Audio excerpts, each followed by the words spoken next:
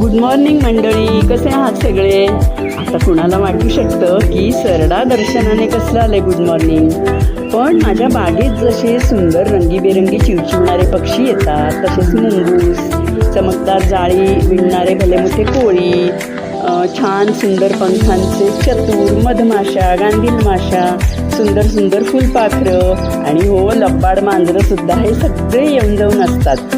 आणि हे सगळे आपल्या निसर्गातल्या जैवसाखळीतले महत्त्वाचे दुवेच आहेत, नाही का? मग तो सरडा असला म्हणून काय झालं? आणि मधमाशांबद्दल असं म्हणतातच ना की ज्या दिवशी शेवटची मधमाशी नष्ट होईल, जगाचा अंत जवळ आलेला असेल. Isn't it scary?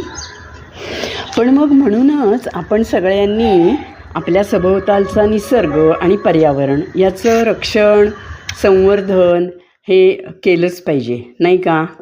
तुम्हाला काय वाटतं?